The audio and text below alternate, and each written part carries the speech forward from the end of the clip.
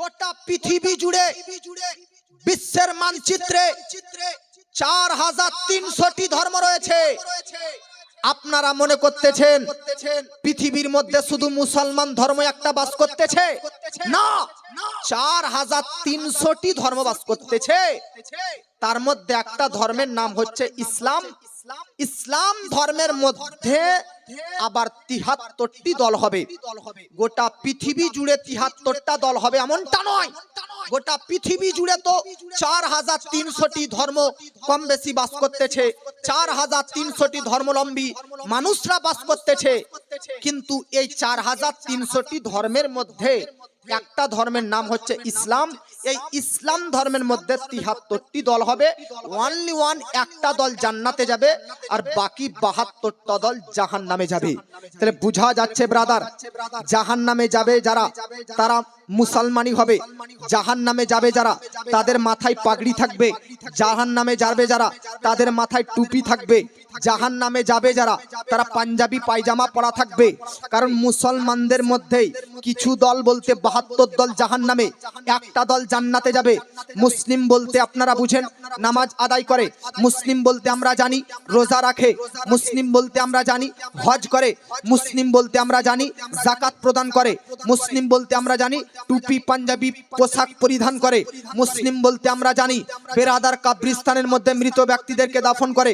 মুসলিম ব্যক্তি বলতে জানি বেরাদার আমাদের মধ্যেতে বেরাদারনে মিল্লাত ইসলামিয়া যত ইসলামের প্রকাশ্য নিয়ম বিধিবিধান আছে সমস্ত কিছু অর্জনকারী অবলম্বনকারী এরাই মুসলিম।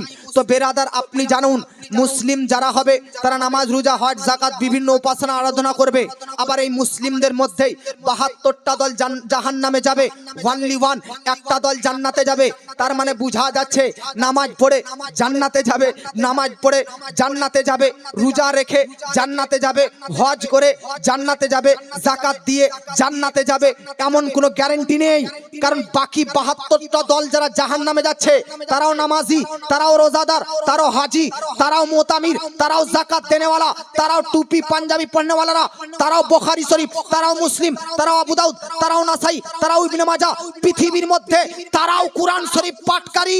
তো নামাজ রোজা হজ যাকাত কুরআন হাদিস ইত্যাদি আমল করেও পর্যন্ত জাহান্নামে যাবে। আর কিছু একটা দল রয়েছে তারাও নামাজ রোজা হজ যাকাত করে জান্নাতে যাবে। তাহলে পার্থক্যটা জান্নাত আর জাহান্নামে যাওয়ার মধ্যে কোন দিক থেকে হলো? নামাজের মধ্যে না। কারণ যে 72 দল জাহান্নামে যাবে তাদের মধ্যেও নামাজ, যে এক দল জান্নাতে যাবে তাদের মধ্যেও নামাজ, যে 72 দল জাহান্নামে যাবে তাদের মধ্যেও রোজা, যে এক দল জান্নাতে যাবে তাদের মধ্যেও রোজা, যে আজকে 72 দল জাহান্নামে যাবে তাদের মধ্যেও হজ, যে এক দল জান্নাতে যাবে তাদের মধ্যেও আজকে হজ, যে 72 দল আজকে জাহান্নামে যাবে তাদের মধ্যেও যাকাত। তো যে এক দল জান্নাতে যাবে তাদের মধ্যেও যাকাতের বিষয় রয়েছে, যাকাতের ব্রাদার প্রসঙ্গ রয়েছে। যে 72 দল জান্নাতে যাবে, যে 72 দল জাহান্নামে যাবে তাদের মধ্যেও টুপি পাঞ্জাবি রয়েছে, যে এক দল জান্নাতে যাবে তাদের মধ্যেও টুপি পাঞ্জাবি রয়েছে। যে 72 দল জাহান্নামে যাবে তারাও কুরআন হাদিস পড়ে যাবে, আর যে এক দল জান্নাতে যাবে তারাও কুরআন হাদিস পড়ে যাবে। জান্নাত আর জাহান্নামের পার্থক্য কোন জিনিসে হবে? এমন একটা টিপস বলুন হুজুর, এমন একটা জিনিস বলুন যে জিনিসটা বাকি 72 দলের মধ্যে নেই, কিন্তু এক দল যে জান্নাতে যাবে তার মধ্যে থাকবে। আর মুসলিমের যত নিয়ম রয়েছে 72-এর মধ্যে আছে, একটা দলের মধ্যেও রয়েছে। এমন একটা নিয়ম, এমন একটা টিপস বলে যাচ্ছি যে টিপসটি 72 দলে থাকবে না, সব থাকবে। একটা জিনিস থাকবে না, সেটা কি?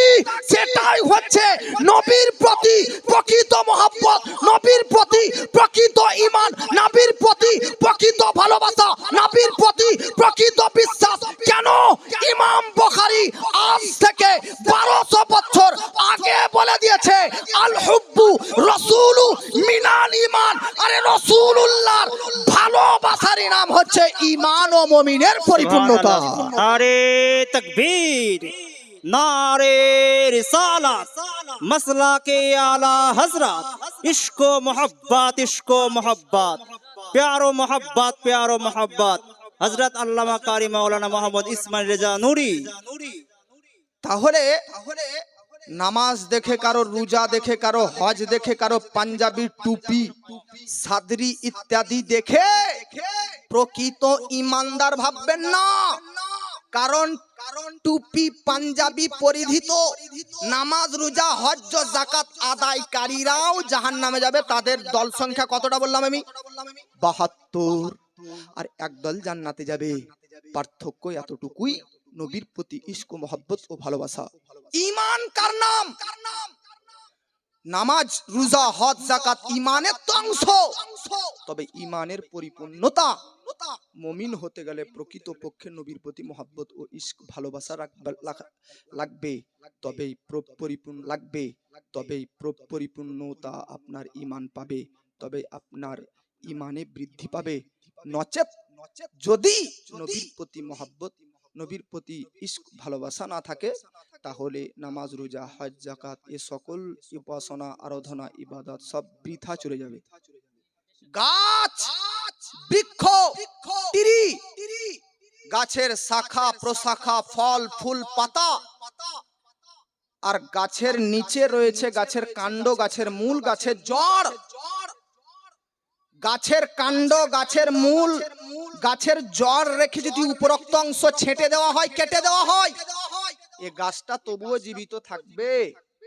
কিন্তু গাছের শাখা প্রশাখা ফল ফুল রেখে পুরো গাছটাই উপড়িয়ে জড় সহ মূল কাণ্ড সহ উপড়ে ফেলে দিলে এ গাছ মরে যাবে। ঈমান একটা গাছের ন্যায়, ঈমান একটা বৃক্ষর ন্যায়, ঈমান একটা তীর ন্যায়। আর এই ঈমানি বৃক্ষের ফল ফুল শাখা প্রশাখা আল্লাহ নামাজ রোজা হজ যাকাত দ্বারা সাজিয়েছে। আর ঈমানি বৃক্ষের জড় মূল কাণ্ড আমার আপনার নবীকে বানিয়েছে। অতএব নবীর প্রেমে যদি আপনার বেয়াদবি ঘটে, নবীর সঙ্গে যদি শত্রুতা হয়, তাহলে ঈমানি বৃক্ষ উপড়ে যাবে। এ ঈমান কোনোদিনই কার্যকারী আসবে? যেটা বলেন আসবে। হ্যাঁ, এটা কখন বুঝতে পারবেন জানেন? কখন বুঝতে পারবেন? আমি আয়াত পাঠ করেছি, ওয়াজাআত সাকরাতুল মাউতি বিল হক। আল্লাহ পাক সূরার নাম সূরা কফ 19 নম্বর আয়াতে বলতেছে, মানুষ যখন মৃত্যুর সম্মুখীন হয়ে যাবে, মৃত্যুর সামনাসামনি চলে আসবে, আর 2-1 মিনিটের মধ্যে মারা যাবে, তখন তার সামনে কোনটা সত্য আর কোনটা মিথ্যা সেটা প্রমাণ হয়ে যাবে। ওয়াজাআল হক ওয়াজাআত সাকরাতুল মাউতি বিল হক। মৃত্যুর সময় কোনটা বাস্তব কোনটা অবাস্তব, কোনটা সত্য কোনটা মিথ্যা, কোনটা হক কোনটা বাতিল, যার হবে সে মৃত্যুর সামনাসামনি সম্মুখীনে বুঝে যাবে যে এটাই সত্য এটাই মিথ্যা। আপনাদেরকে একটা কথা বলে দিই, মৃত্যুর সময় যদিও বা আপনি বুঝতে পারেন এইটা সত্য এইটা মিথ্যা, এইটা বাস্তব এইটা অবাস্তব, এটা পসিবলের মধ্যে এটা ইম্পসিবলের মধ্যে, তখন সত্য মিথ্যা বুঝেও সত্যকে গ্রহণ করতে পারবেন না। সত্যকে গ্রহণ করলেও সেই সত্যটা গ্রহণযোগ্য হবে না। অর্থাৎ মৃত্যুর সময় কোনটা সঠিক কোনটা ভুল বুঝতে পারবেন, সঠিকটাও যদি আপনি বাছাই করেও নেন তবু আল্লাহর দরবারে গ্রহণযোগ্য হবে না। ওটা এরকমই ফালতু কাজে চলে যাবে। কেন? কারণ মৃত্যুর সময় সব অলরেডি বুঝে যাবে, মৃত্যুর সামনাসামনি সবাই সত্য মিথ্যা বুঝে যাবে। আপনাদেরকে কোরআন থেকে আমি পাঠ করতেছি, একটা উদাহরণ দিচ্ছি, তাও কোরআন থেকে উদাহরণ দিচ্ছি, একবার মহব্বত বলুন সুবহানাল্লাহ।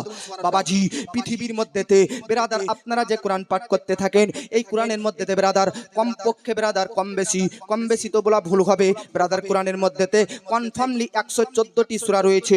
এই 114টি সূরার মধ্যে বেরাদার নে মিল্লাত ইসলাম একটা সূরা রয়েছে, সূরাটির নাম সূরা ইউনূস, 11 নম্বর পারার মধ্যে বেরাদার লিপিবদ্ধ রয়েছে। আপনাদেরকে বলতে চাই, আয়াতটা শুনেন। আল্লাহ পাক বলতেছে, ওয়াজাওয়াজনা বিবানি ইসরাঈলাল বাহরা ফাআতবাহুম ফিরআউন ওয়া জুনুদুহু বাগিয়া ওয়া আদওয়ান হাত্তা ইযা আদরাকাহুল গরাক। জোরে বলেন সুবহানাল্লাহ। ঘটনা শুনে আপনারা বুঝতে পারবেন ব্যাপারটা কি। সত্য আর মিথ্যা মৃত্যুর সময় সত্য মানুষ একসেপ্ট করলে, গ্রহণ করলে তার গ্রহণযোগ্য হবে কি হবে না, ওটার জন্য এটা পড়লাম। আল্লাহ পাক বলতেছে, আপনারা ফেরাউনের নাম শুনেছেন? জোরে বলেন। ফেরাউনের নাম শুনেছেন? ইন্টারন্যাশনাল কুখ্যাত কাফির, জাহান্নামী পাপী, তাই তো? তো ফেরাউন বলতে হযরতে মুসা আলাইহিস সালামের যুগের যে ফেরাউন, আপনারা বলবেন আরো ফেরাউন ছিল। হ্যাঁ, শুধু নরমাল মুতলাকান ফেরাউন বললে আপনি তাকে কাফের বলতে পারবেন না, কারণ ফেরাউন বলতে জান্নাতীও ছিল, আবার ফেরাউন বলতে জাহান্নামী রয়েছে। বুঝলেন না ব্যাপারটা? এবার বুঝুন। আপনাদের গ্রামের করে রেশন দেয়, রেশন দেয়, রেশন দাতাকে আমাদের বীরভূমে ডিলার বলা হয়। আপনাদের এখানে কি বলে? ডিলার। अब আজকের স্টেজে আমি যদি বলে দিই আপনাদের এখানে যে ডিলার সে মুসলিম না হিন্দু? বাহ, মুসলমান। আমাদের গ্রামের পাশে একটা ডিলার রয়েছে, ওই ডিলার কিন্তু বেধর্মী, নবীকে মানে না, ইসলাম মান্য করে না, বেধর্মীর মধ্যে, হিন্দুর মধ্যে। তো এখন আমি আপনাদেরকে বলতেছি ডিলার হচ্ছে জাহান্নামী। তো আপনারা বলবেন ডিলার জাহান্নামী, হুজুর কোন ডিলার? তাহলে আপনি কোন ডিলার কেন জিজ্ঞাসা করলেন? কারণ ডিলার এটা কারো নাম নয়, এটা একটা পদের নাম। যেমন আপনাদের গ্রামে কোনো এক ব্যক্তি ডিলার পদে আছে, আমাদের গ্রামের পাশে ওই ব্যক্তিও ডিলারের পদে আছে। অতএব পদের নাম উল্লেখ করে জাহান্নামী বা জান্নাতি বলা যাবে না, কারণ ডিলার বলতে জান্নাতিও আছে, জাহান্নামীও আছে। ডিলার বলতে মুসলিমও আছে, অমুসলিমও আছে। ডিলার বলতে ধর্মীয় আছে, বেধর্মীয় আছে। অতএব আমাদেরকে নাম করতে হবে ডিলার বলতে আব্দুস সাত্তার ই জান্নাতি, আর ডিলার বলতে সুরেশ লেট ই হচ্ছে জাহান্নামী। তাহলে ডিলার বলে শুধু ডিলার জাহান্নামী ভুল হবে, কারণ ডিলার পদের নাম। ওই পদে যে আছে তার আমাকে ব্যক্তিত্ব বিষয় বলতে হবে, তবে এই বিষয়টা ক্লিয়ার হবে। কারণ পদের নাম উল্লেখ করে সে জান্নাতি জাহান্নামী বোঝা যাবে না, পদে যে আছে তার নাম উল্লেখ করতে হবে। এবার বুঝবো সে মুসলিম না অমুসলিম, তারপর জান্নাতি না জাহান্নামী এটা ফাইনাল করা যাবে বা বোঝা যাবে। আপনাদেরকে বলি রাষ্ট্রপতি জান্নাতি না জাহান্নামী? তো আপনারা বলবেন পৃথিবীর মধ্যেতে রাষ্ট্রপতি বলতে মুসলিমও ছিল, রাষ্ট্রপতি বলতে হিন্দুও আছে। তাহলে রাষ্ট্রপতি বলতে কোন রাষ্ট্রপতি, তার নামটা কি? এখন যদি কোনো এক রাষ্ট্রপতির নাম করি তাহলে আপনি বলবেন আচ্ছা ই তো জাহান্নামী, কারণ ই তো বেধর্মী। এখন আপনাদেরকে কোনো এক মুসলিম রাষ্ট্রপতির নাম করি শোনাই, তো আপনারা বলবেন আচ্ছা ই তো জান্নাতির ব্যক্তি, প্রধানমন্ত্রী, জান্নাতি না জাহান্নামী? আপনারা বলবেন প্রধানমন্ত্রী, এটা তো রাষ্ট্রপতির ন্যায়, ডিলারের ন্যায় একটা পদের নাম। অতএব আপনি প্রধানমন্ত্রী বলতে কাকে বুঝাচ্ছেন বলুন? তারপর না আমরা বলবো যে সে জান্নাতি হবে না জাহান্নামী হবে। জগৎবাসী কোনো পদের নাম উল্লেখ করে কাউকে জান্নাতি জাহান্নামী বোঝা যায় না, পদের মধ্যে কে আছে ওটা আমাদেরকে দেখতে হবে। ঠিক ফেরাউন, এই যে ফেরাউন শুনেন, ফেরাউন এটাও কারো নাম নয়, এটা একটা পদের নাম। মিশরের যে বাদশাহ হতো, মিশরের যে প্রধানমন্ত্রী গদিতে বসতো তাকেই ফেরাউন বলা হতো। ফেরাউন বলতে কারো নির্দিষ্ট নাম নয়, ফেরাউন বলতে নির্ধারিত কারো নাম নয়। ফেরাউন এটা একটা পদের নাম। রাষ্ট্রপতি যেমন পদের নাম, প্রধানমন্ত্রী যেমন পদের নাম, এমএলএ যেমন পদের নাম, এমপি যেমন পদের নাম, ডিএম যেমন পদের নাম, ঠিক ব্রাদার এসআই যেমন পদের নাম, মুখ্যমন্ত্রী যেমন পদের নাম, ডিলার যেমন পদের নাম। ফেরাউন এটাও একটা পদের নাম, এটা আরবিতে ফেরাউন পদের নাম।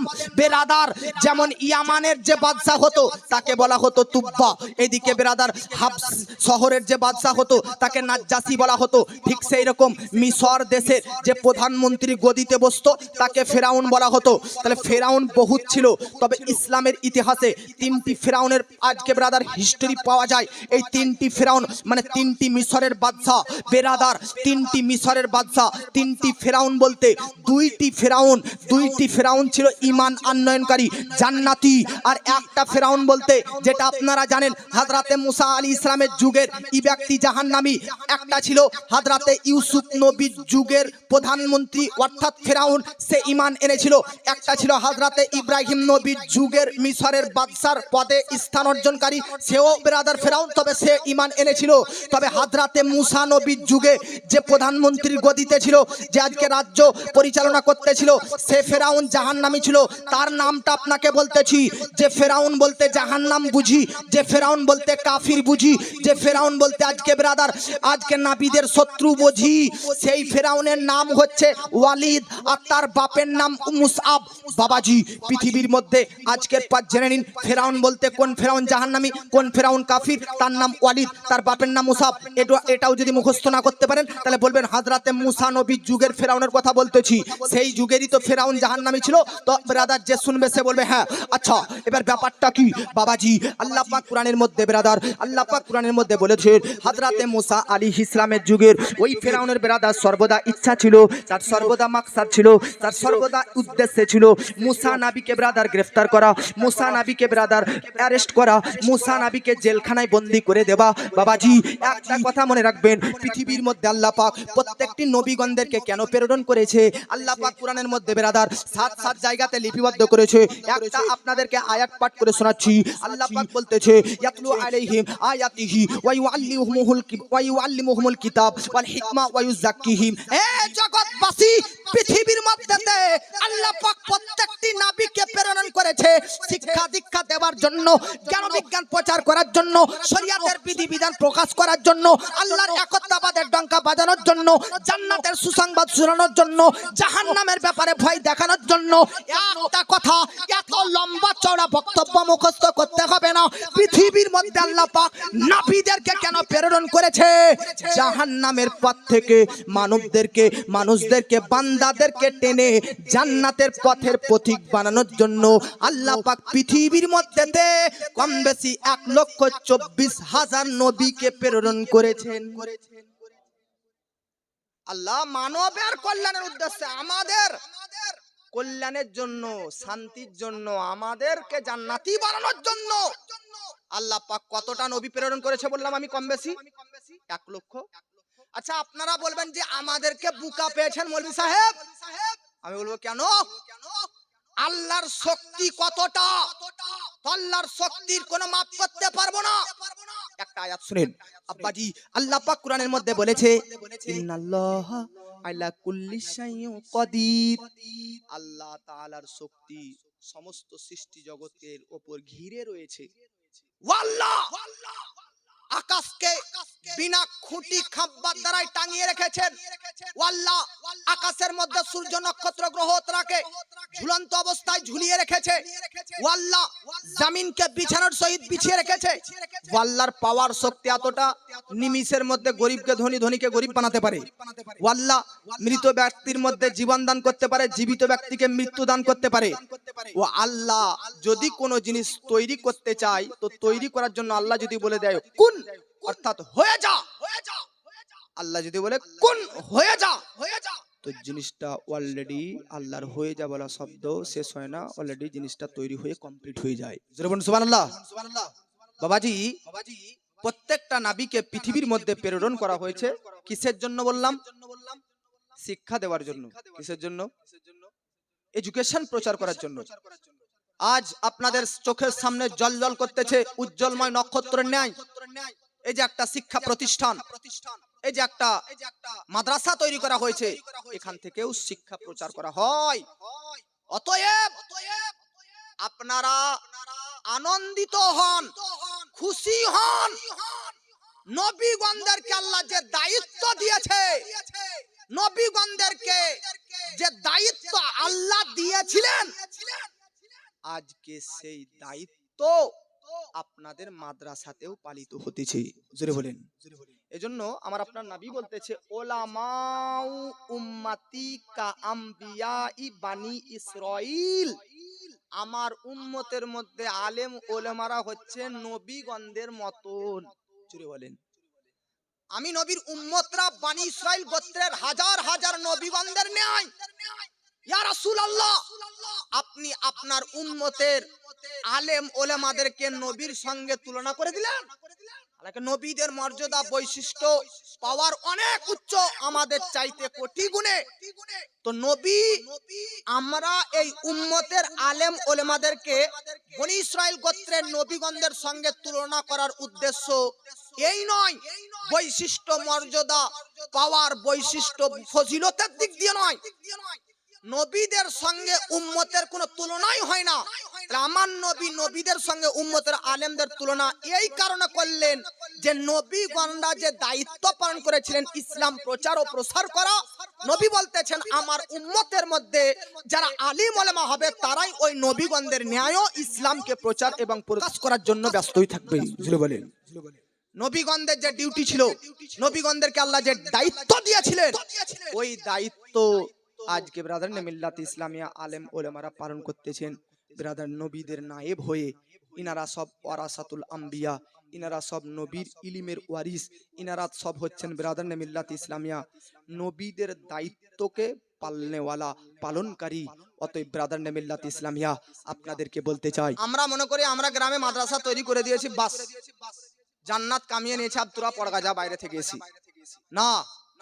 মনে রাখবেন ব্রাদার, পৃথিবীতে আল্লাহ পাক নবীগণদেরকে প্রেরণ করার কারণ কি?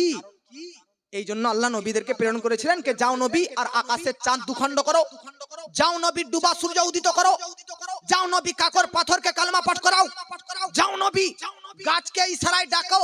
অর্থাৎ নবীগণদেরকে পৃথিবীতে আশ্চর্যজনীয় অলৌকিক মুজিজা দেখানোর জন্য প্রেরণ করা হয়েছে না। নবীগণদের পৃথিবীতে আসার আসল রহস্য, আসল কারণ মুজিজা, আশ্চর্যজনীয় ঘটনা দেখানো নয়। আসল উদ্দেশ্য নবীগণদের পৃথিবীতে আসা হচ্ছে দ্বীন ইসলামের প্রচার এবং প্রসার করা। ব্রাদার মিল্লাত ইসলামিয়া, এই জন্য আপনাদেরকে মনে রাখতে হবে শিক্ষা অতি গুরুত্বপূর্ণ জিনিস। এডুকেশন খুবই গুরুত্বপূর্ণ। আপনারা জানেন আমাদের স্কুলের মাস্টাররা বলে, টিচাররা বলে শিক্ষাই জাতির মেরুদণ্ড। এই জন্য আমাদের সকলকে শিক্ষিত হতে হবে। এই জ্ঞান চর্চা এখানে এই মাদ্রাসায় হচ্ছে, শিক্ষা প্রতিষ্ঠান বানিয়েছে। আমাদের সকলকে দুনিয়া দিন, ধর্মের জ্ঞান এবং পৃথিবী দুই জ্ঞানে পণ্ডিত্য লাভ করতে হবে, পণ্ডিত হতে হবে। তাই আপনাদেরকে এটা মনে রেখে মাদ্রাসায় পড়ালেখা করতে আসবেন যে পৃথিবীতে আল্লাহ পাক নবীগণদেরকে প্রেরণ করেছিলেন শিক্ষা দেওয়ার জন্য। অতএব সেই শিক্ষা আমাদেরকে গ্রহণ করতে হবে। ব্রাদার, নাবিগণদের ব্রাদার কাজ ছিল, নাবিগণদের দায়িত্ব ছিল, নাবিগণদের ডিউটি ছিল শিক্ষা প্রচার করা। আর প্রকৃত পক্ষে নবী প্রেমিকদের আদর্শ হচ্ছে নবীগণদের শিক্ষাকে গ্রহণ করা। নবীদের দায়িত্ব শিক্ষা প্রচার করা। তো উম্মতদের মধ্যে যারা আদর্শবান উম্মত, নবী প্রেমিক উম্মত, তাদের চরিত্র, তাদের আখলাক আদর্শ হচ্ছে নবীগণদের শিক্ষাগুলোকে গ্রহণ করা। অতএব আপনাদের সকলকে নবীর আদর্শে আদর্শিত হতে হবে। অতএব আপনাদেরকেও শিক্ষিত হতে হবে, শিক্ষা অর্জন করতে হবে। বাবাজি, আল্লাহ পাক কোরআনের মধ্যেতে আলহামদু একটা শব্দ, আল্লাহ, এই যে আলহামদুর পর আল্লাহ মানে লিল্লাহ, আলহামদুলিল্লাহ দুটো শব্দ হলো, রব তিনটি শব্দ, আলামিন চারটি শব্দ। তাহলে সূরা ফাতিহার প্রথম নম্বর আয়াতে কটা শব্দ? আলহামদুলিল্লাহ, রব, আলামিন, চারটা শব্দ। বাবাজি এইরকম করে কোরআনের শুরু থেকে শেষ পর্যন্ত টোটাল ৭৪,০০০ শব্দ রয়েছে। জুড়ে বলেন। আমার মুসলমান ভাইজান, আল্লাহ পাক রব্বুল আলামিন কোরআনের মধ্যেতে সর্বপ্রথম কোন শব্দটা আমার নবীর প্রতি অবতীর্ণ করেছে? আলহামদুলিল্লাহ, আলামিন, রব, আর রহমান, আর রহিম, বহু শব্দ মিলে কম বেশি ৭৪,০০০ শব্দ কোরআনে রয়েছে। আপনাদেরকে জানিয়ে দিই ব্রাদার, সর্বপ্রথম ৭৪,০০০ শব্দের মধ্যে কোন শব্দটা দুনিয়াতে আল্লাহ পাক জিবরিল আলাইহিস সালামের দ্বারা প্রেরণ করে নবীর কাছে পাঠিয়েছিলেন? ওই শব্দটা হচ্ছে সূরা আলাকের এটা ইকরা, ইকরা, ইকরা। এই শব্দটা আল্লাহ পাক ৭৪,০০০ কোরআনের শব্দের মধ্যে সর্বপ্রথম এই শব্দটা নবীর প্রতি প্রেরণ করেছে, নবীর প্রতি অবতীর্ণ করেছে। এবার আমাদেরকে জানতে হবে যে শব্দটা প্রথমে নাজিল হয়েছে, ওই শব্দটার অর্থ কি? আপনারা জানেন এই শব্দটা হচ্ছে ইকরা। শুরুতে স্টার্টে প্রথমে যে শব্দটা অবতীর্ণ হয়েছে ওটাই হচ্ছে ইকরা। ইকরা অর্থাৎ পড়ো, পড়ো, পড়ো। তাহলে আল্লাহ পাক কোরআনের সর্বপ্রথম যে শব্দটা নাজিল করি, কোরআন অবতীর্ণ করা স্টার্ট করেছে, ওই শব্দটা, শুরু শব্দটাই হচ্ছে পড়ালেখাকে কেন্দ্র করে। আল্লাহ পাক কোরআনের মধ্যে প্রথমে নামাজের শব্দ প্রেরণ করতে পারত, আল্লাহ নবীর উপর প্রথমে রোজা নিয়ে শব্দ পাঠাতে পারত, হজ নিয়ে, যাকাত নিয়ে, বিভিন্ন আদর্শ ন্যায় রীতিনীতি নিয়ে। কিন্তু না, আল্লাহ পাক সর্বপ্রথম ফার্স্টে যে শব্দটা নবীর প্রতি কোরআনের আয়াতের সর্বপ্রথম যে শব্দটা পাঠিয়েছে অবতীর্ণ করেছে ওই শব্দটা হচ্ছে জ্ঞান বিদ্যাকে নিয়ে, শিক্ষাকে নিয়ে। অতএব ব্রাদার, নামাজ পড়ার আগে শিক্ষিত হতে হবে, রোজাদার হওয়ার আগে আগে শিক্ষিত হতে হবে, হাজি হবার আগে আগে শিক্ষিত হতে হবে, মোতামিন হওয়ার আগে আগে শিক্ষিত হবে।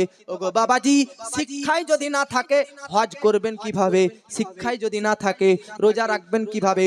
শিক্ষাই যদি না থাকে নামাজ রোজা করবেন আদায় করবেন কিভাবে? আজ আমরা মুসলমান তো হয়েছি, তবে কোনটা হালাল প্রকৃত এটা জানতে পারি না, বুঝতে পারি না, জানি না। কোনটা হারাম এটাও জানতে পারি না, বুঝতে পারি না। আব্বাজি আপনাদেরকে বলে দিই, আপনারা শুধু মনে করেন সুদ খাওয়া হারাম, মদ খাওয়া হারাম, গাঁজা খাওয়া হারাম, এ অমুক তমুক এই সমস্ত কিছু আপনারা হারাম জানেন, কিন্তু না না বাবাজি, কোরআনের মধ্যেতে 250টি এমন আয়াত রয়েছে যেটা হারামকে কেন্দ্র করে অবতীর্ণ হয়েছে। আর কোরআনের মধ্যে আরো কিছু 250টা আয়াত অবতীর্ণ হয়েছে সেটা হালালকে কেন্দ্র করে। কোরআনের মধ্যে কম বেশি 6666টি আয়াতের মধ্যে 500টি আয়াত 250 হালালকে নিয়ে আর 250 হারামকে নিয়ে। বাবাজি, আমরা তো সুদ আর মদ ইত্যাদি জেনা এগুলোকেই হারাম জানি বা বুঝি বা মানি।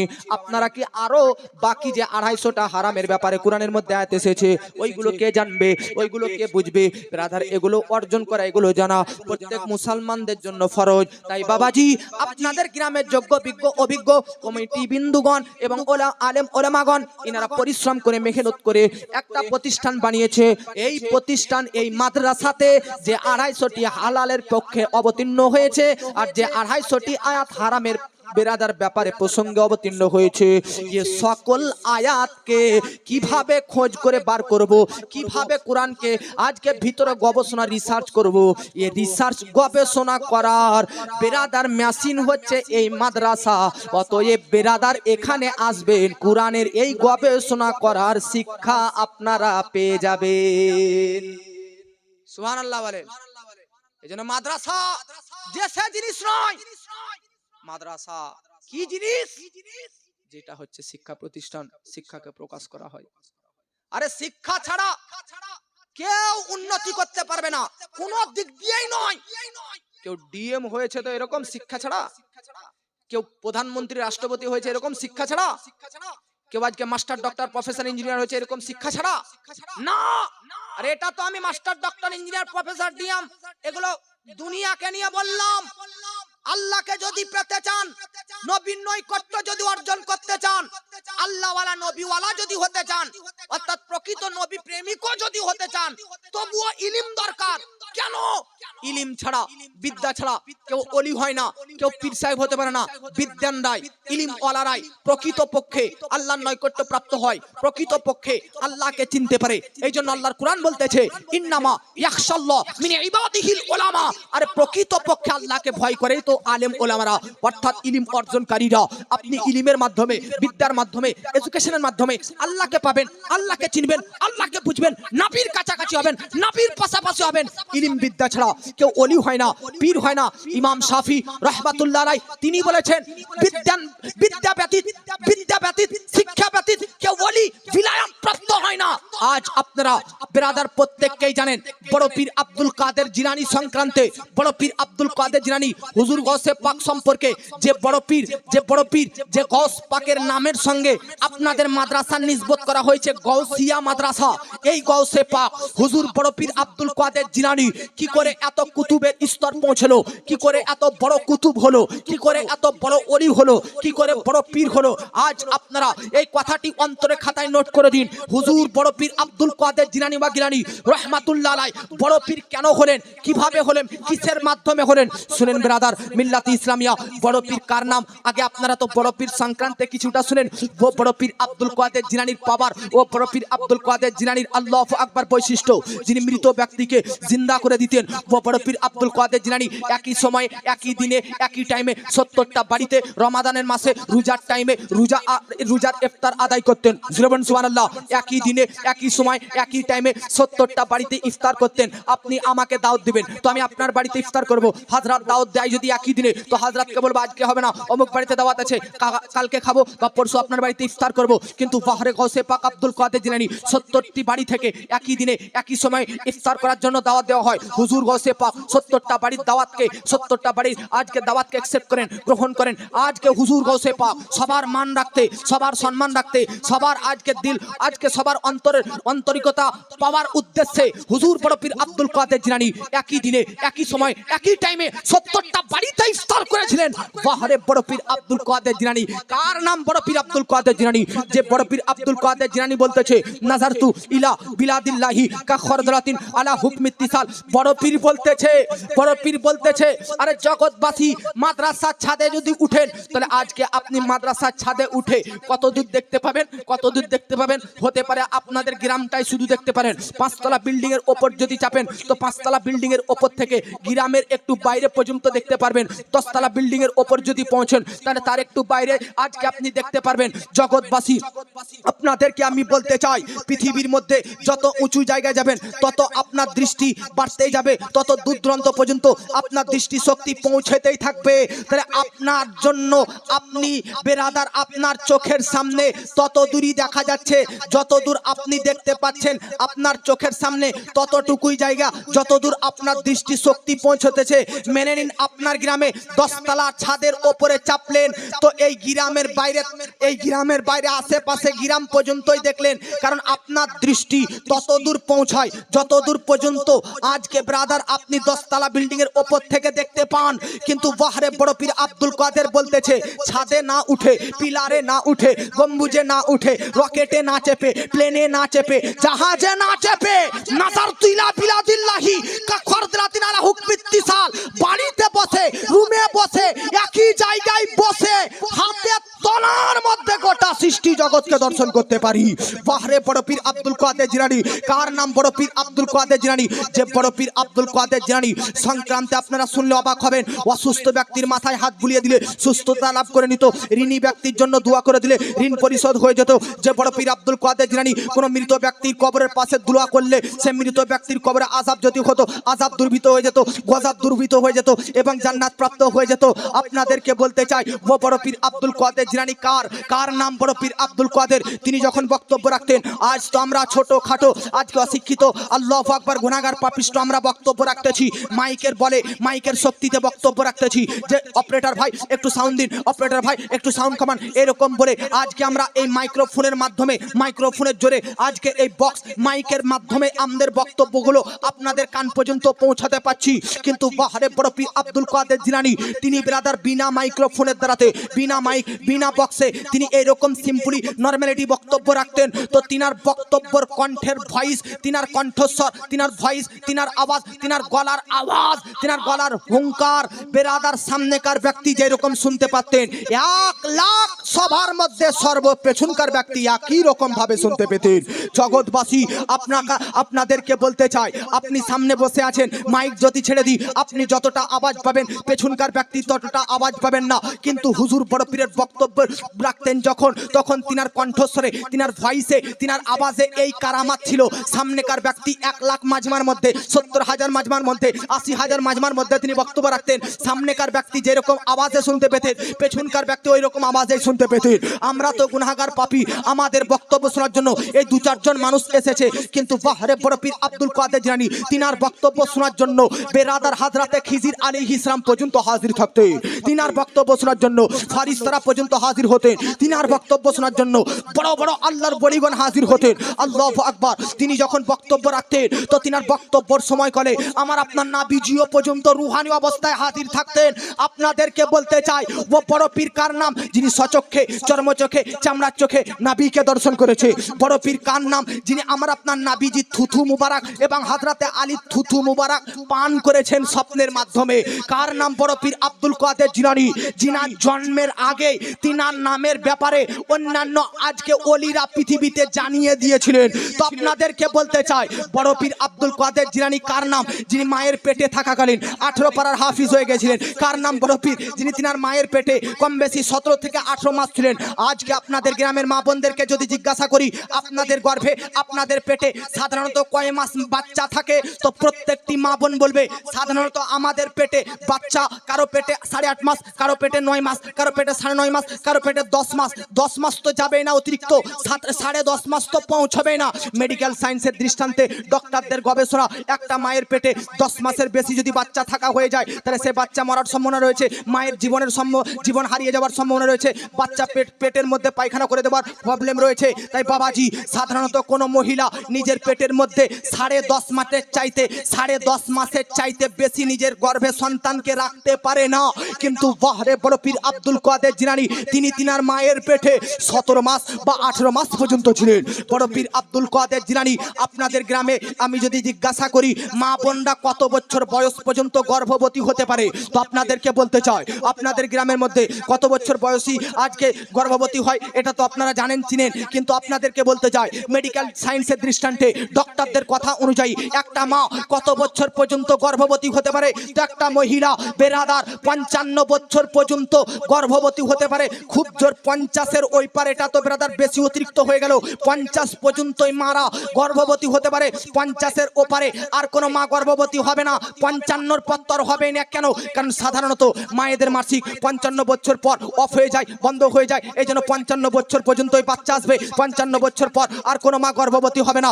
বাহরে জগৎবাসী, আপনাদের গ্রামের আমাদের গ্রামের গোটা বিশ্বের সায়েন্টিস্ট, গোটা বিশ্বের ডক্টররা গবেষণা করতেছে 55+ হলে কোনো মায়ের গর্ভে আর বাচ্চা আসবে না। কিন্তু বাহরে আব্দুল কাদের তিনি তিনার মায়ের গর্ভে ওই টাইমে জন্ম নেন যখন তিনার মায়ের বয়স হচ্ছে 60 বছর। জোরে বলুন সুবহানাল্লাহ। কার নাম? বড় পীর আব্দুল কাদের জিলানী, তিনি তিনার মায়ের পেটে। আচ্ছা আপনাদেরকে বলি, যখন কেউ হাঁচি আসবে, যখন কারো ছিক আসবে, ছিক যদি কারো আসে, তো ছিক যার আসবে সে আলহামদুলিল্লাহ পাঠ করবে। কিন্তু যে ছিক তার পাশে থাকবে, যে ছিকবে, যে হাঁচি আসবে, যার হাঁচি আসে তার পাশে যে থাকবে, যার ছিক আসে, সে যখন আলহামদুলিল্লাহ পাঠ করবে, তো পাশে থাকা ব্যক্তি আলহামদুলিল্লাহ শুনতে পেলে তাকে বলতে হবে ইয়ারহামুকাল্লাহ, ইয়ারহামুকাল্লাহ। এটা হচ্ছে ছিকের উত্তর। একটা মুসলমান আর একটা মুসলমানের ওপর কয়েকটা দায়িত্ব রয়েছে। বেরাদার কোনো মুসলিম মারা গেলে আপনার হক, আপনার দায়িত্ব তার জানাজাতে যাওয়া। একটা মুসলিম আপনাকে সালাম করলে আপনার দায়িত্ব হচ্ছে, আপনার কর্তব্য হচ্ছে তার সালামের উত্তর দিয়া।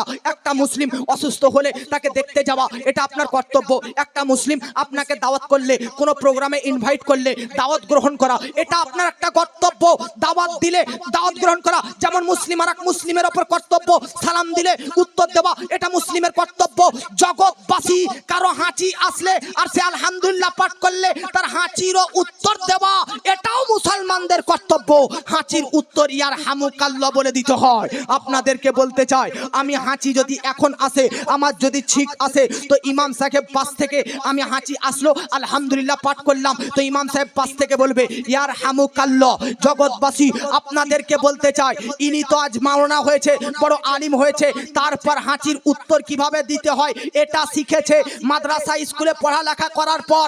কিন্তু আপনি আমাকে বলুন, বড় পীর যখন তিনি তিনার মায়ের গর্ভে, মায়ের পেটে ছিলেন, তখন মায়ের মুখ দিয়ে হাঁচি আসে, ছিক আসে, তো বড় পীর নিজের মায়ের পেটে থাকাকালীন মায়ের হাঁচির উত্তর দিয়ে দিলেন। আপনি আমাকে বলুন বেরাদার, হাঁচির উত্তর কিভাবে দিতে হয়? দুনিয়াতে জন্মগ্রহণ করার পর আজকে একটু বড় হয়, জ্ঞান বুদ্ধি পাকে, স্কুল কলেজে পড়ে, তারপর হাঁচির উত্তর শিখে। কিন্তু বড় পীর মায়ের পেটে কোন স্কুল কলেজ মক্তব মাদ্রাসাতে পড়লো যে তিনি বেরাদার নে মিল্লাত ইসলামিয়া জানতে পারলো যে হাঁচির উত্তর এইভাবে দিতে হবে, হাঁচির উত্তর এটা দিতে হবে? জগৎবাসী, এটা থেকে বোঝা যায় তিনি হচ্ছেন মায়ের পেটের অলি, তিনি হচ্ছেন মাদ্রাসাত অলি। কার নাম? বড় পীর আব্দুল কাদের জিলানী।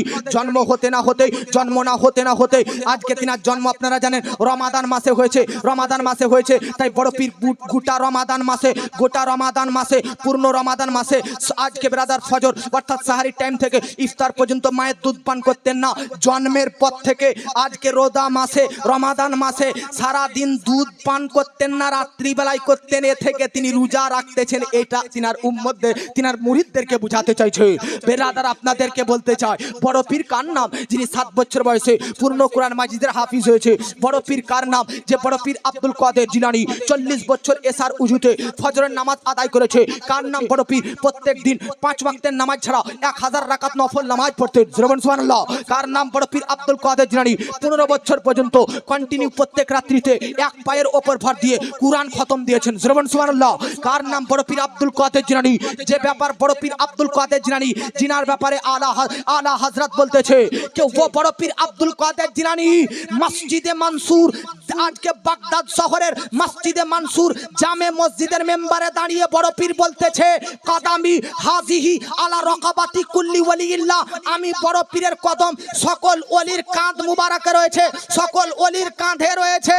তো সকল ওলি নিজের কাঁধ বড় পীরের পায়ের সামনে রেখে দেয়, কিন্তু বহরে গরিব নওয়াজ খুরাসান শহর থেকে, খুরাসান শহরের পাহাড়ের নিচ থেকে গরিব নওয়াজ চিৎকার করে বলতেছে এ আব্দুল কাদের, এ বড় পীর আব্দুল কাদের, লা আলার রাকাবাতি, তোমার কদম আমার কাঁধে নিব না, কাঁধে রাখবো না, বাল আলার আসিওয়াইনি, তোমার কদম তো আমি আমার চোখ আর মাথার মুকুট করে রাখবো।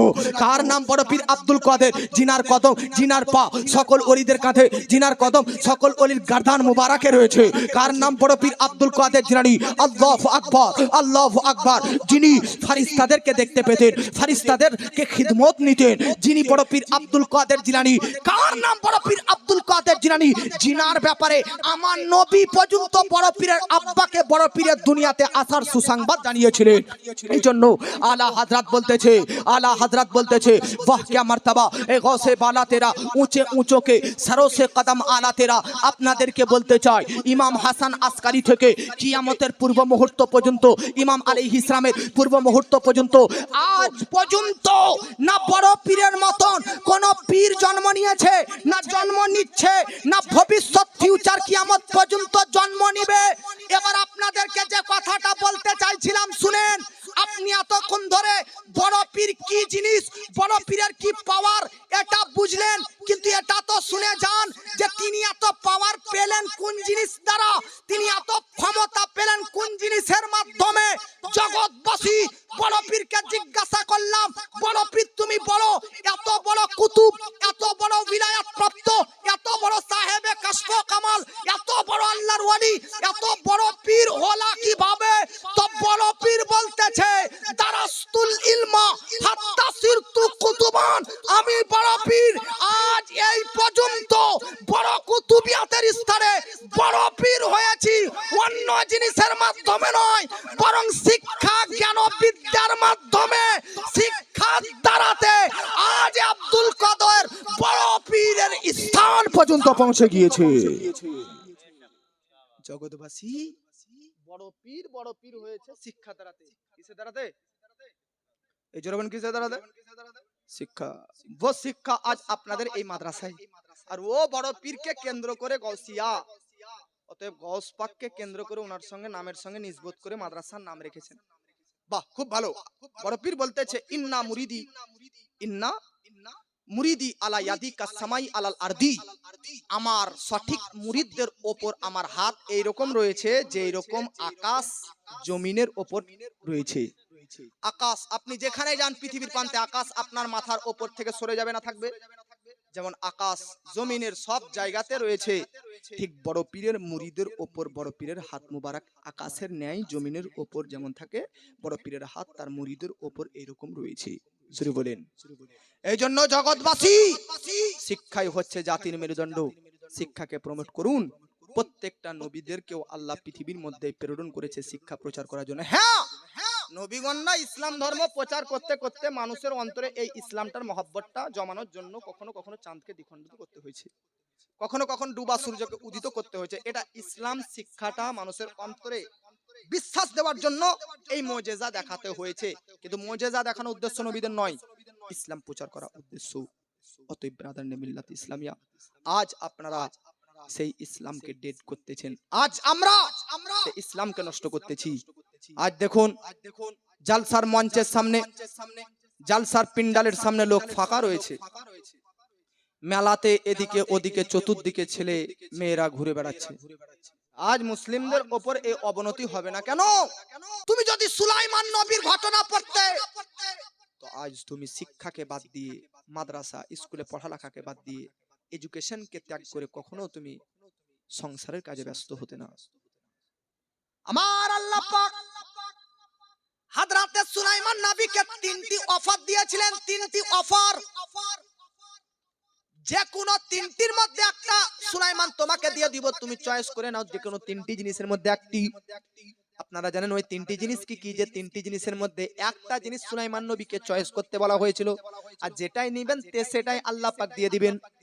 হযরতে সুলাইমান নবীকে আল্লাহ পাক এক নম্বরে যেটা অপশন সেটা হচ্ছে, সুলাইমান তোমাকে গোটা বিশ্বের রাজত্ব দিলাম, তুমি রাজত্ব নিতে পারলে নাও, এই রাজত্বটা পছন্দ করলে পছন্দ করে নাও, চয়েস করতে পারলে চয়েস করে নাও। একদিক দিয়ে রাজত্ব, গোটা বিশ্বের বাগডোর গদি। তো বিরাদার সুলাইমান নবী বলতেছে, আল্লাহ গো দ্বিতীয় জিনিসটা কি? তো আল্লাহ পাক রব্বুল আলামিনের নিকট আল্লাহ পাক রব্বুল আলামিনের বিরাদার মিল্লাত ইসলামিয়া পক্ষ থেকে সুলাইমান নবীর নিকট দ্বিতীয় অপশন যেটা প্রকাশ হলো সেটা হচ্ছে টাকা। জোরে বলেন কি? অর্থ, সম্পদ। সুলাইমান নবী বলল তিন নম্বর অপশন কি? আল্লাহ পাক বলতেছে তিন নম্বরে হচ্ছে ইলম, বিদ্যা, জ্ঞান চর্চা করা, শিক্ষা, এডুকেশন। আমার সুলাইমান নবী রাজত্বকে সরিয়ে দিলেন, ধন সম্পদকে সরিয়ে দিয়ে বিদ্যা অপশনটা চয়েস করলেন, বিদ্যাটাকে গ্রহণ করলেন। আল্লাহ পাক রব্বুল আলামিন বলতে যে সুলাইমান তুমি বুদ্ধিজীবী, বুদ্ধিমান। কেন? তার কারণ ওই সুলাইমান বিদ্যার মাধ্যমে বিদ্যায় অর্জন করে সম্পদও কামিয়ে নিল এবং গোটা বিশ্বের প্রতি রাজত্ব লাভ করে নিল। সুলাইমান নবী শুধু রাজত্ব নিলে রাজত্বটাই পেত, বাকি দুটো পেত না। যদি সুলাইমান নবী বেরাদার সম্পদটা নিত তো বাকি দুটো পেত না। সুলাইমান নবী এমন একটা জিনিসকে চয়েস করলেন যে জিনিসকে পেলেন, তারপরে পরে এই বাকি দুটো জিনিসও পেয়ে নিলেন। ওটার নাম কি? ওটাই হচ্ছে শিক্ষা, ওটাই হচ্ছে বিদ্যা। শিক্ষিত যদি হন তো বড় বড় পজিশন পাবেন। ব্রাদার আপনি 10 বছর বয়স থেকে যদি রাজমিস্ত্রিতে কাজ করেন, 25 বছর পর্যন্ত 15 বছর যদি কাজ করেন, তো প্রতিদিন যদি আপনি 250-500 টাকা করে ইনকাম করেন, এমন বিশাল কিছু উন্নতি করতে পারবেন না। কিন্তু এই 15 বছর যদি ভালো করে পড়ালেখা করে নেন, তাহলে আপনাদেরকে বলে যাই 25 বছর বয়সে একটা ভালো পজিশনে পৌঁছে যাবেন, আর আরামে এসির হাওয়াতে ভালো ভালো কোটি কোটি টাকা কামাতে পারবেন। কিন্তু বাবা আপনাদেরকে আমি এই নিয়ত করতে বলছি না যে টাকা কামানোর উদ্দেশ্যে, পয়সা কামানোর উদ্দেশ্যে বিদ্যা অর্জন করুন, না না না। নিজেকে জীবনে, নিজেকে দুনিয়ার সামনে বেরাদার মিল্লাত ইসলামিয়া আদর্শের ছায়াতলে নিয়ে যাবার জন্য শিক্ষা অর্জন করুন। আর ইলমে দ্বীন, কুরআন ও হাদিসের জ্ঞান এই জন্য অর্জন করুন যেন কবর, হাসর, মিজান, পুলসিরাতে পার করতে পারি, আল্লাহকে চিনতে পারি আর সঠিক আমলটা করতে পারি। বাবাজি আমার মিল্লাত ইসলামিয়া, সুলাইমান নবী বিদ্যার কারণে যেমন রাজত্ব পেল, সম্পদও পেল, আল্লাহ পাক পুরো পৃথিবীবাসীদেরকেও বিদ্যার মধ্যে রাজত্ব রেখেছে, সম্পদ রেখেছে। অতএব বিদ্যা শিক্ষা অর্জন করাকে প্রমোট করুন, গুরুত্ব দিন বাবাজি। শিক্ষাকে কেন্দ্র করে আজকে মাদ্রাসা তৈরি করা হয়েছে। গ্রামের মধ্যে যদি ফাংশন করা হতো, কোন যুবকরা 10,000 পর্যন্ত দিয়ে দিত যুবতী নারীদেরকে দেখার জন্য।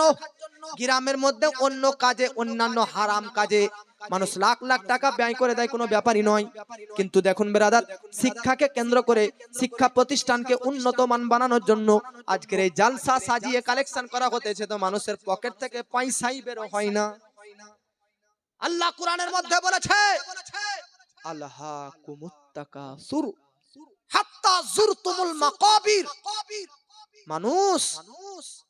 মানুষ এই পয়সা, এই টাকা এমন একটা জিনিস, আজ মানুষ যে ইবাদত, আমল, উপাসনা, আরাধনা থেকে যে দূরে, এটা পয়সা, বেশি পয়সার চাহিদাতে। যার কাছে 1 লাখ টাকা আছে তার চাহিদা যে 2 লাখ টাকা কি করে হবে। যার কাছে 10 লাখ আছে সে ভাবতেছে 20 লাখ কি করে হবে। যার কাছে 1 লাখ একটা বিল্ডিং আছে সে চাইতেছে, তার চাহিদা যে 2টো বিল্ডিং কিভাবে হবে। যার কাছে 5 বিঘা জমি আছে সে তার চাহিদা যে কিভাবে 10 বিঘা জমি হবে। মানুষকে টাকার চাহিদাতে ইবাদত থেকে দূরে রেখেছে, ইসলাম থেকে দূরে সরিয়ে রেখেছে। আর আল্লাহু আকবার, এই টাকাতে আপনাকে কবর পর্যন্ত পৌঁছে দিবে। তখন আল্লাহ পাক বিরাদার জানতে পেরে নেবেন যে টাকার চাহিদাতে আপনাকে কোন কাজ কত দূর পর্যন্ত কবর পর্যন্ত পৌঁছে দিয়েছেন। কবরই হচ্ছে এমন একটা জায়গা, কবরে গেলেই আপনার টাকা কামানোর চাহিদার শখ সবকিছু পূর্ণ হয়ে যাবে। এই জন্য জগৎবাসী, কবরের মধ্যে আল্লাহ যদি জিজ্ঞাসা করে যে হে যুবক, তুমি তোমার যৌবনকাল কোথায় ব্যয় করেছো? কবরে যদি ধনী ব্যক্তিকে জিজ্ঞাসা করে হে ধনী, তুমি তোমার ধন সম্পদ অনেক পেয়েছিলে, এই ধন সম্পদ কোথায় দান করেছিলে? কবরের মধ্যে আল্লাহ যদি আপনাকে জিজ্ঞাসা করে তোমাকে যে দৃষ্টি দিয়েছিলাম, চোখ দিয়েছিলাম, এই দৃষ্টি তুমি কি রক্ষা করেছিলে পরনারীদের উপর থেকে? আল্লাহ যদি আমাদেরকে এরকম প্রশ্ন করে, তোমাদেরকে সন্তান দিয়েছিলাম, সেই সন্তানকে দ্বীনের কাজে পাঠিয়েছিলে? দ্বীনি শিক্ষা অর্জন করার জন্য কি মাদ্রাসা মক্তবে পাঠিয়েছিলে? তো কাল কবর হাসরে এরকম প্রশ্ন করলে আপনি আমি কি জবাব দেব, কি উত্তর দিব? এই জন্য বিরাদার মিল্লাত ইসলামিয়া আর আল্লাহ পাকের নবী সাল্লাল্লাহু আলাইহি ওয়াসাল্লাম বলেছে, এই রকম প্রশ্ন আল্লাহ কিয়ামতের ময়দানে যতক্ষণ না করবে ততক্ষণ পর্যন্ত বিরাদার মিল্লাত ইসলামিয়া আপনার জান্নাতি জাহান্নামী যাওয়া এই 5টি প্রশ্নের উত্তরে ডিপেন্ড করবে। এজন্য আপনাদেরকে বলতে চাই, নিজের যৌবন কালটাতে নিজের ধন সম্পদকে আঁকড়িয়ে ধরে থাকুন আর সঠিক কাজে ব্যয় করুন, হালাল কাজে ব্যয় করুন। আল্লাহ পাক সকলকে সকল কিছু বুঝার তৌফিক দান করে বলুন আল্লাহুম্মা আমিন।